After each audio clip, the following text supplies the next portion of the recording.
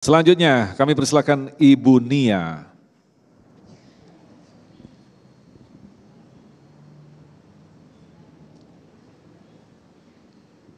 Assalamualaikum warahmatullahi wabarakatuh.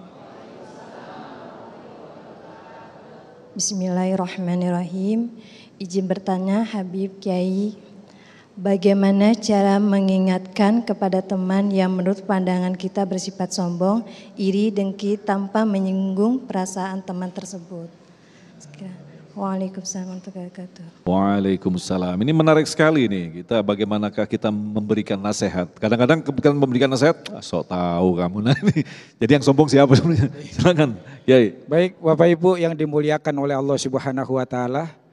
Memang sombong, dengki ini bukan hanya merusak diri seseorang, tapi juga bisa merusak orang lain, lingkungan, bahkan peradaban bisa rusak gara-gara ada orang yang sombong, dengki, dan penyakit-penyakit hati lainnya.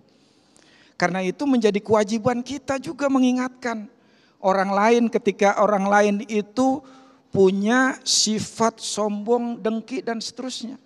Kenapa? Karena jarang yang sadar orang punya penyakit hati itu. Kita kalau panu sedikit aja udah resah kita. Ada mohon maaf kutil dikit gitu di badan, udah pergi ke dokter kita. Meriang dikit cari obat kita. Benar nggak?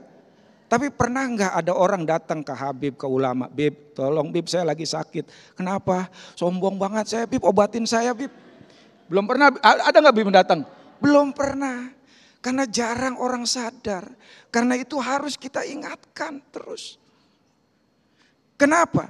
Karena bukan hanya merusak tapi menghambat kemajuan suatu masyarakat. Ibu-ibu tahu nggak? Nelayan kalau dia menangkap kepiting itu dimasukkan ke wadah, wadahnya tidak ditutup. Dan tidak ada yang kabur satupun kepiting. Kenapa? Karena kalau ada kepiting yang naik dikit, ditarik lagi sama temennya. Naik dikit, ditarik lagi sama temennya. Begitu seterusnya sehingga tidak ada satupun yang bisa keluar dan naik keluar itu. Kenapa? Karena tadi dengkinya itu luar biasa.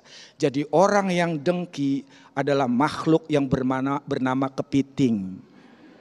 Jadi kalau kita lagi nongkrong ada orang datang suka dengki, awas kepiting datang kepiting. Nah bagaimana caranya itu? Pertama kita cari orang yang dia hormati. Masing-masing orang kan punya idola. Masing-masing orang punya orang yang dia takzimi, yang dia muliakan. Gurunya siapa? Ngomong sama gurunya. Kalau orang tuanya nggak mempan, gurunya dicari. Ceritakan persoalannya. Jadi jangan nggak niat membenarkan, merubah, malah ceritain ke orang lain. Ini yang nggak boleh. Cari ya. Kalau itu kemudian nggak mempan juga, kita coba cara pendekatan, kasih hadiah. Kasih hadiah. Kita selalu berbuat baik tuh sama orang itu. Jadi bingung nanti ini orang ngapa sih ngasih mulu, baik mulu. Kalau orang udah kena hatinya, maka mudah lisan kita masuk ke hatinya tersebut.